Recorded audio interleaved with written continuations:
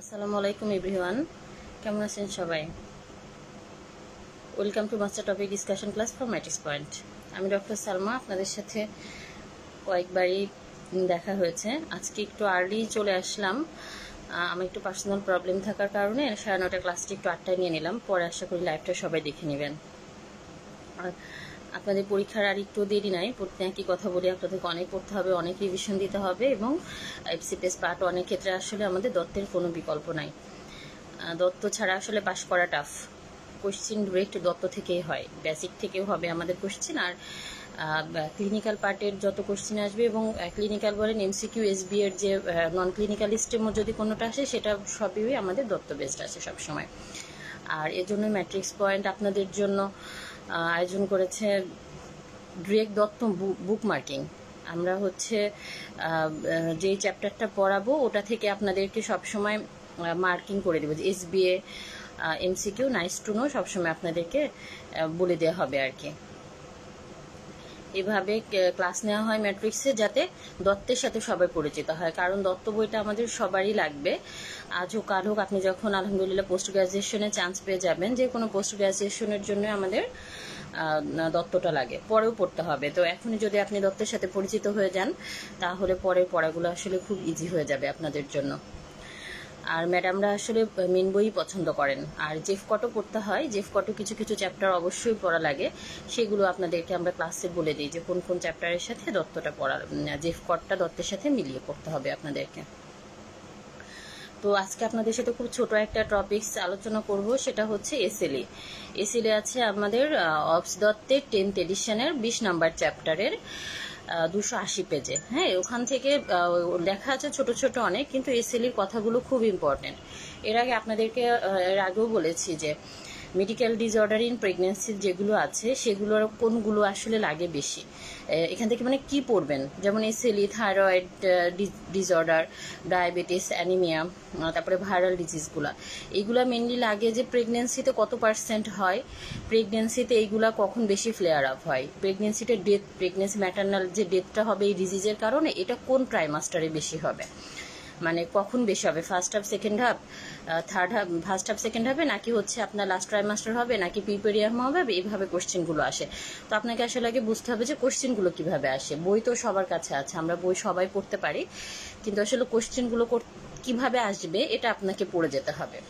আমি যখন অ্যানিমিয়া, আপনাদেরকে অ্যানিমিয়া, থাইরয়েড ডিসঅর্ডার ক্লাস নিয়েছি, তখন কিন্তু বলে দিয়েছি যে কোনটার কখন ডেথ রেট বেশি, কখন ফ্লেয়ার আপ হবে, মিসক্যারেজের রেট কখন বেশি, এইগুলো আসলে জানতে হবে।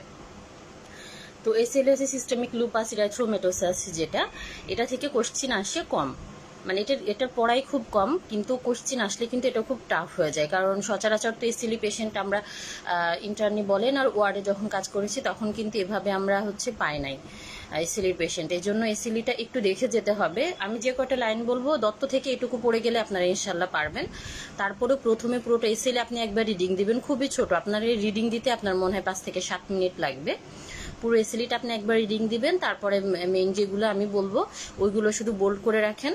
আমরা তো হচ্ছে ক্লোজ গ্রুপে এগুলো আপনাদেরকে বুক মার্কিং, মানে কালার পেন দিয়ে, কালার মার্কার দিয়ে দাগায় দিই যে কোনটা এসবি এসএলই, এভাবে যাতে পড়তে পারেন আপনারা।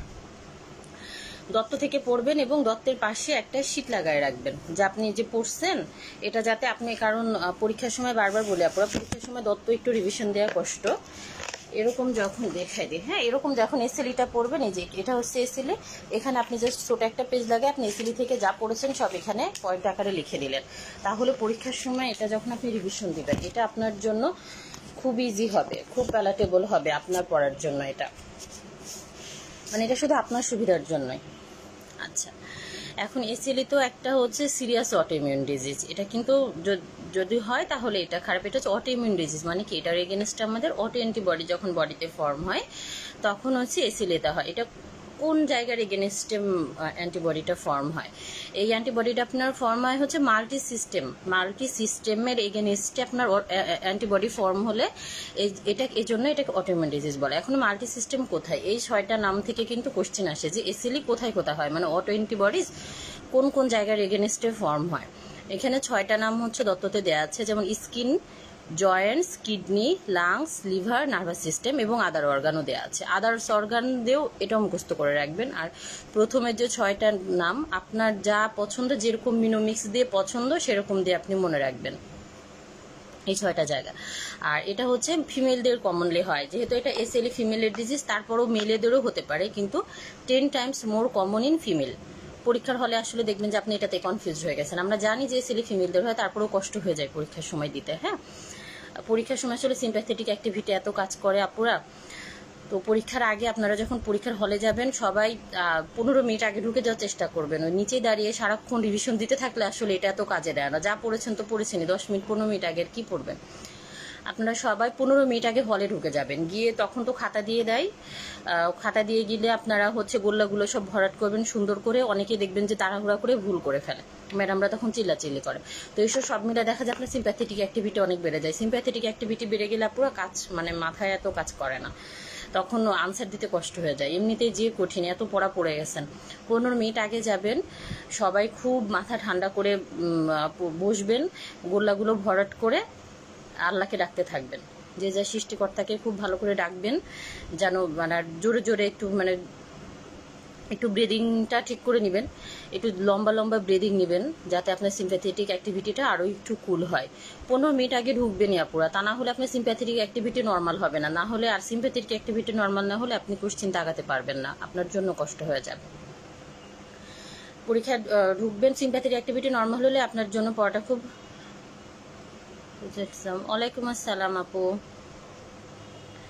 মাথাটা ঠান্ডা রাখবেন। মাথা ঠান্ডা থাকলে আপনি যে কত কোশ্চেনের আনসার করতে পারবেন। মানে আপনি বাসায় যখন আপনারা পরীক্ষা দেন, কোনো আপনারা তো কোথাও না কোথাও অবশ্যই অ্যাডমিট আছেন, যখন পরীক্ষা দেন তখন দেখবেন যে তাড়াহুড়া করে পরীক্ষা দিলে দেখবেন যে কি দাগাইছেন আপনি খেয়ালই করেন। কিন্তু একটু মাথা ঠান্ডা করে যখন পড়ে পরীক্ষা দেন, তখন দেখবেন যে হচ্ছে আপনার পড়া মানে পরীক্ষার দেখবেন যে মার্কও বেশি আসছে, কারণ তখন আপনি পড়ে কোশ্চেন বুঝে তারপরে পরীক্ষা দিচ্ছেন। আর একটা কথা বলি আপনারা, কোশ্চেনের পোস্টমর্টেম আমি সবসময় বলি, কোশ্চেন এবং স্ট্রিম দুইটারে আপনার পোস্টমর্টেম করতে হবে।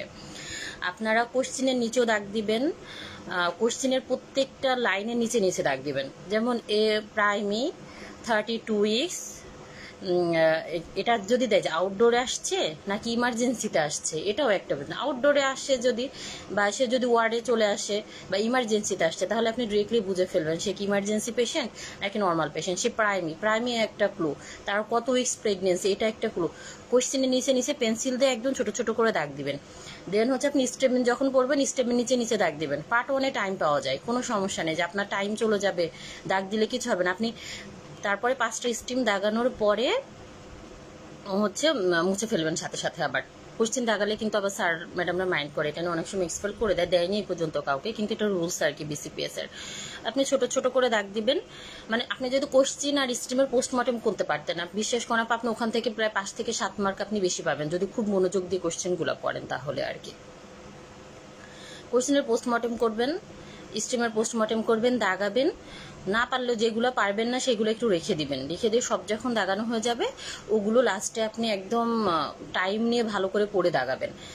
আর এখানে হয় এমন যে মনে করেন আপনি 2টা স্ট্রিম জানেন, 3টা স্ট্রিম জানেন না, তাহলে হচ্ছে আপনি দুইটা মনে করেন ট্রু আছে, বাকি 3টা আপনি জানেন না, ওই 3টা আপনি ফলস দাগাই দিবেন।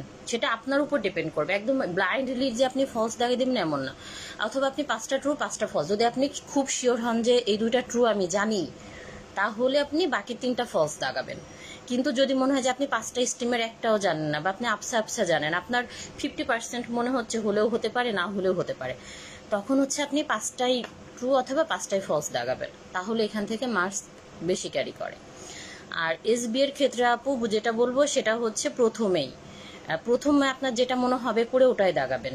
আর এসবি এর যদি পারেন এখান ওখান থেকে ডিসকাস করে তাহলে জানবেন, কিন্তু ব্লাইন্ডলি কারোরটা বিলিভ করারও দরকার নেই, কারণ আপনি নিজেই বেশি পারেন, আপনার থেকে কেউ বেশি পারে না। এই কনফিডেন্ট আপনার মধ্যে সবসময় থাকতে হবে যে হচ্ছে আপনি যেটা পারেন সেটা আপনি সব থেকে বেশি দাগাবেন। তো হচ্ছে এসবি এর ক্ষেত্রে যেটা পারবেন না সেটা সবার লাস্টে দেয়, একদম এমসিকিউ এসবি সব শেষ করে যেটা যেটা পারতেছেন না ওইটা নিয়ে লাস্টে গবেষণা করবেন, অনেকক্ষণ বসে থাকবেন, চিন্তা করবেন, টাইম পাবেন অনেক, তখন হচ্ছে আপনি বসে বসে দাগায়েন ওগুলো, অথবা আশপাশ থেকে একটু হেল্প নিতে পারলে নিন। কোশ্চিন ভালো করে পোস্টমর্টেম করবেন, তাহলে আপনি সবগুলো পারবেন, কোনো সমস্যা নেই। কোশ্চিনের মধ্যে যদি ঢুকে যেতে পারেন তাহলে এসবি এর আনসারও খুব ইজি হয়ে যাবে আপনারা। আর সব থেকে বড় কথা, আপনার যেটা মনে হবে সেটাই রাইট। আপনার যদি মনে করেন আপনি পাশের জন থেকে জানলেন যে আনসার বি, কিন্তু আপনার মনে হচ্ছে আনসারে, আপনি অনেকক্ষণ ধরে ভাববেন, অনেকক্ষণ ধরে চিন্তা করবেন, দেন হচ্ছে আপনার যদি মনে হয় যে এ ব্যাস এই, নিজের উপর নিজের কনফিডেন্সের উপরে আপনার বেশি করা লাগবে না। কারণ যদি আপনার খারাপ হয় পরীক্ষা, তো আপনার নিজের বুদ্ধিতে হোক, তখন আপনার খারাপ লাগবে যে ওনারটা না শুনলে আমার নিজেরটা দাগাইলে ভালো হতো। আমি এই জন্য বলি যে আপুরা নিজের মন মতো দাগাইলেই সব থেকে বেস্ট। শুনতে যদি পারেন অবশ্যই শুনবেন কারো থেকে, কিন্তু আগে নিজেরটাও দেখবেন যে আসলে আপনারটা ঠিক কিনা নাকি তারটা ঠিক, তখন দুটা কম্পেয়ার করে আপনি যারটা আপনার কাছে বেশি রিলায়েবল মনে হয় আপনি তখন ওটাই দাগাবেন। এই হচ্ছে পরীক্ষার আপু। পরীক্ষায় হচ্ছে শুধু লেখাগুলো কলম দিয়ে লিখতে হয়, বাকি সবকিছু পেন্সিল দিয়ে। পেন্সিলের মাথায় রাবার আছে এরকম পেন্সিল নিয়ে যাবেন, তাহলে একটু মোছার সুবিধা হয় আর কি, তাহলে আপনার মোছার সুবিধা হবে, তাড়াতাড়ি করতে পারবেন। আর 1-2 নাম্বার খেয়াল করবেন, দেখবেন যে আপনি 5 নাম্বারের কোশ্চেন পড়েছেন কিন্তু আপনি দাগাই দিয়েছেন 4 নাম্বার অথবা 6 নাম্বার, 5 নাম্বার দাগানে, এটা হলো কিন্তু ভুল হয়ে যাবে। আপনি যদি প্রথম থেকেই কনসার্ন থাকেন, সিনসিয়ার থাকেন যে না আমি এক দাগাইতেছি, একের ABCD ট্রু ফলস দাগাবো, আমি অন্য জায়গায় যাব না, তাহলে ভুল হবেন। এবং আপনি একটু পরপর চেক করবেন যে আপনি ঠিক লাইনে আছেন কিনা, মানে আপনি 19 নাম্বার দাগাচ্ছেন, 19 নাম্বারে আছেন কিনা। এই জন্য বললাম আপু, লাস্টবার আমি এরকম করেছি, আমি 19 থেকে মনে হয় 20-22 পর্যন্ত চলে গিয়েছি, কিন্তু আমি একটা মানে পরপর দাগিয়ে ফেলছি, 19-এরটা 20-এ দাগিয়েছি, 20-এরটা 21-এ দাগিয়েছি, আমাকে আবার এগুলো মুছে তারপরে আবার ওখানে দাগাইতে হয়েছে। মানে এটাতে আমার টাইমের কোনো প্রবলেম হয়নি, টাইম পরেও আমি পেয়েছি অনেক। তারপর এটুকু হইলে আপনার হঠাৎ করে আপনি ভয় পেয়ে যাবেন, আল্লাহ আমি এতগুলো ভুল করে ফেলছি, সিম্প্যাথেটিক অ্যাক্টিভিটি বেড়ে যাবে, তখন কোশ্চেন করতে ভুল হয়ে যায় আনসার দিতে। এই জন্য হচ্ছে আপনারা একটু খেয়াল রাখবেন। আর প্রথমে রোল নাম্বার সবগুলো একটু আস্তে দাগাবেন, দেরি করে দাগাবেন, কিন্তু ভুল করবেন না। ভুল করলে ম্যাডামরা চিল্লাচিল্লি করে, শীট দিতে চায় না। ওই ভুল একটা শীটে যে আপনি দাগানোটায় মানে কাটাটায় যে আপনি জমা দেন, ওইটা নিয়ে আপনার মন খারাপ থাকে। তখন আপনি যদি পাস না করেন, আপনার মনে হবে যে আল্লাহ আমি মনে হয় ওখানে কাটাকাটি করছি, এই জন্য মনে হয় আমার শীটটা গ্র্যান্টেড হয় না। এই জন্য সবাই একটু সময় নিয়ে আরাম করে হচ্ছে দাগাবেন শীট। আর আমি বলছি আপু 15 মিনিট আগে ঢুকে যাবেন দয়া করে, কেউ নিচে বসে বসে এতক্ষণ পড়বেন না, সারা বছর পড়েছেন, ওই 15 মিনিট আপনার কিছুই যায় আসবে না। আর পরীক্ষার দিন সকালে পড়ে যাবেন, যেটা খুবই মানে যেগুলো খুব ইম্পর্টেন্ট, একদম 3 স্টার ইনফিনিটি স্টার ওলা পড়াগুলো আপনি সকালে দেখে যাবেন, অথবা আপনার মনে হয় যে যেগুলো দেখে আপনার মনে থাকে না সেটাও আপনি পরীক্ষার আগে দেখে যেতে পারেন। আর যাদের বাসা কাছে, আমার তো মনে হয় তাদের বই নেওয়ারই দরকার নাই, আপনি বই না নিয়ে ডিরেক্ট বিসিপিএসে চলে যাবেন, গিয়ে আপনি ডিরেক্ট হলে চলে যাবেন, কোনো বই খাতা টানা হেঁচড়া করার দরকার নেই। তখন পড়লে আরও আপনার দেখাতে পারলাম এটা পারি না ওইটা পারি না, তখন হচ্ছে আপনার মনটা খারাপ হয়ে যাবে। আচ্ছা, আর আপনাদেরকে আপু সাজেশন তো আমাদের গ্রুপ থেকে নাহিদা আপু আর সুমি আপু তো দিয়েই দিচ্ছে আপনাদেরকে, বাকি সাজেশন আমি পেপার 3ও বলে দিচ্ছি, পড়ে যান, ইনশাল্লাহ পারবেন। পেপার 1 দিয়ে এসে অবশ্যই আপু একটা ঘুম দিবেন, চেষ্টা করবেন, ঘুম না আসলে অনেকে শুয়ে থাকবেন, দেন একটা স্ট্রং কফি নিয়ে বসে যাবেন, অবশ্যই রিভিশন দিয়ে যেতে হবে আপু। পেপার 1 দিয়ে এসে আপনি পেপার 2 রিভিশন আপনাকে দিয়ে যেতেই হবে। আপনাকে ফিজিওলজি রেনাল সিস্টেম আপনি না দেখে যেতে পারবেন না, ওই দিন ফিজিওলজি রেনাল সিস্টেম দেখবেন, দেন হচ্ছে আপনি ফার্মাকোলজি থেকে গাইনি ফার্মা আর অবস ফার্মা দেখে যাবেন। জেনারেল ফার্মা আপনার এত দেখা লাগবে না, জেনারেল ফার্মা যদি পারেন তাহলে দেখবেন, কিন্তু আমি বলবো আপনারা রেনাল সিস্টেম দেখে যাবেন। সিবিএস রেসপিরেটরি, অবশ্যই সিবিএস রেসপিরেটরিতে প্যাস লাগে, রেনাল সিস্টেম সিবিএস রেসপিরেটরিটা দেখে যাবেন। আর হচ্ছে অবস ফার্মা গাইনি ফার্মা দেখে যাবেন, এই দুটো আমি আপনাদেরকে নিয়ে এই ক্লাস দুটো আমি নিয়েছিলাম।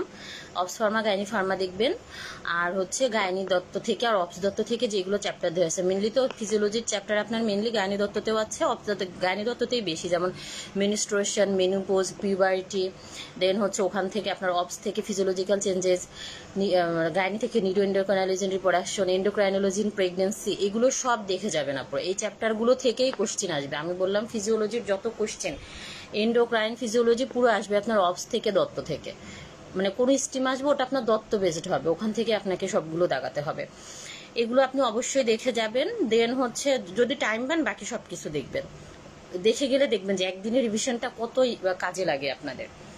তারপর হচ্ছে আপনি চলে যাবেন পেপার 2 দিয়ে আসলেন, পেপার 2 দিয়ে এসে আপনার মন দেখবেন আরো খারাপ হয়ে গেছে, কারণ আপনি পেপার 1 আর পেপার 2 তে যত ধরনের ভুল করেছেন সব আপনার পেপার 3 দিন মনে পড়বে। কারণ পেপার 3 দিন পড়া অনেক রিপিট হয়, যেমন জেনেটিক্স রিপিট হবে এই দিন, অনেকগুলো চ্যাপ্টার রিপিট হবে, আপনি পেজ উল্টাবেন, আপনার মনে হবে হাই হাই আমি তো এইচবি এটা ভুল করেছি, এটা আমি ভুল করেছি, ওটা আমি ভুল করেছি। আপনার এরকম মনে হয়, আপনার খুবই অশান্তি লাগবে মনে, আপনি পড়তে পারবেন না।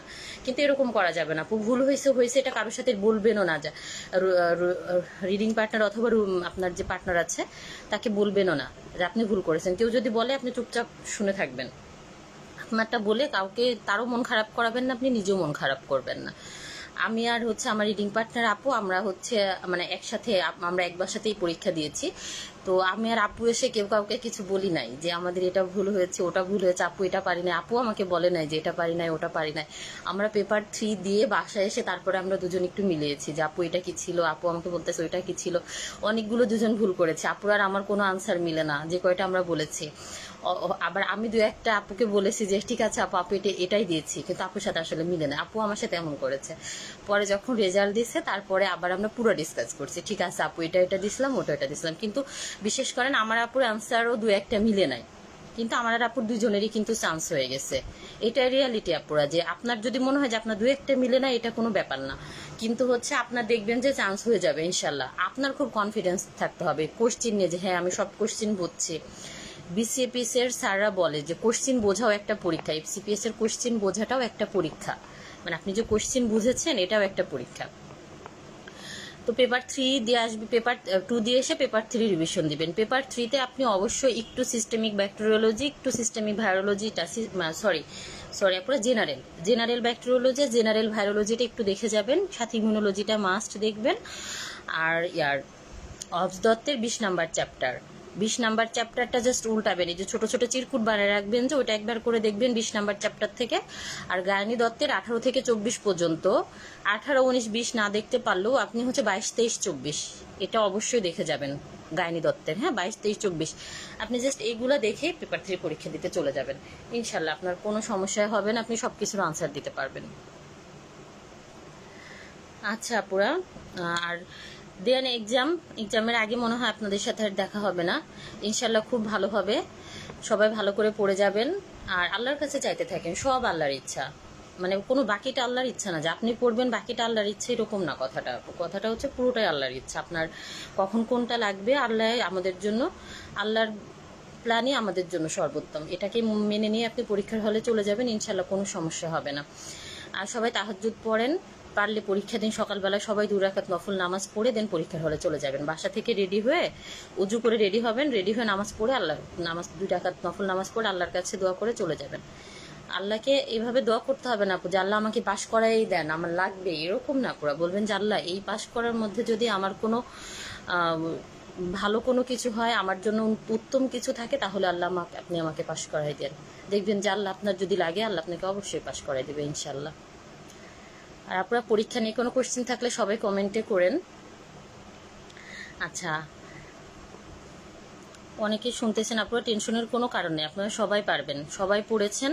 আর আসলে এত পড়ছেন, কখন যে কার হয়ে যাবে আল্লাহ ছাড়া কেউ জানে না, দেখবেন যে আপনার হয়ে গেছে এবার, তো টেনশনের কোনো কারণ নেই আপনারা।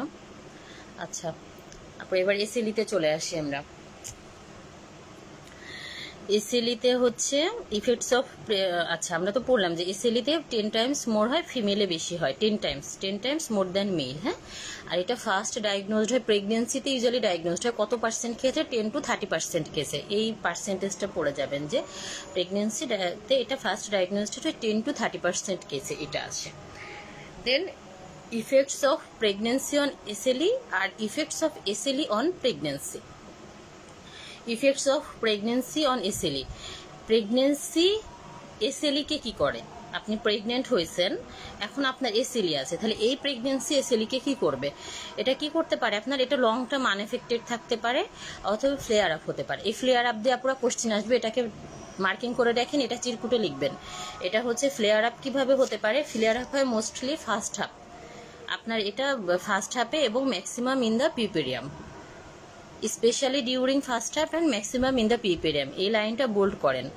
দেন হচ্ছে এটাতে ম্যাটার্নাল ডেথ কখন হয় আপুরা, ম্যাটার্নাল ডেথ হয় এটার পিউপেরিয়ামে। আবার এটা কিন্তু ফ্লেয়ার আপ করতে পারে এনি টাইম ইন প্রেগনেন্সি, কিন্তু এটা এক্সামে আসবে না যে any time in pregnancy flare up করতে পারে maybe, but specially in first half and mostly in PPM, specially আর ম্যাক্সিমাম কথাটা জানতে হবে।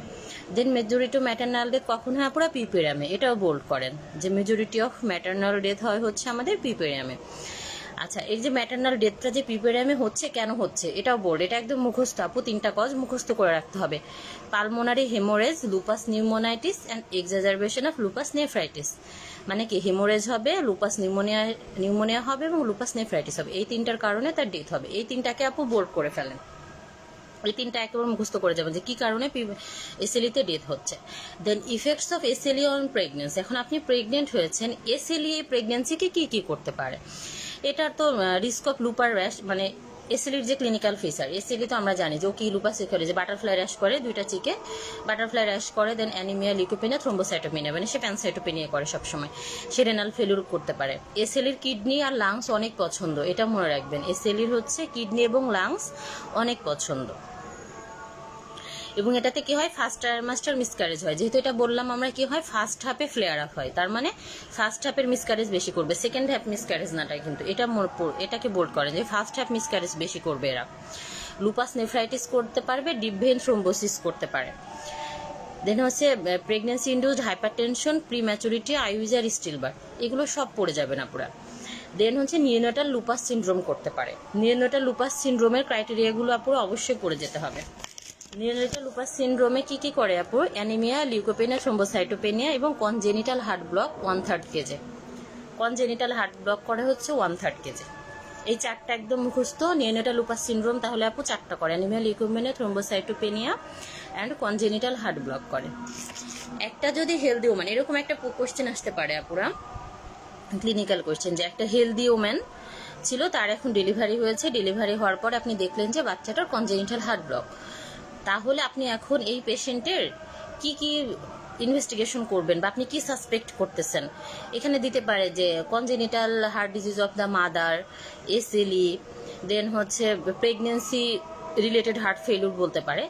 কিন্তু যদি একটা হেলদি ওম্যানের বাচ্চার, একটা সুস্থ মহিলা, তার আগে থেকে কখনো হার্ট ডিজিজ নাই, তার বাচ্চা হয়েছে, তার হচ্ছে হার্ট ডিজিজ, তাহলে সেটা 1/3 কেজে আপনাকে অবজার্ভ করতে হবে এসএলইর জন্য।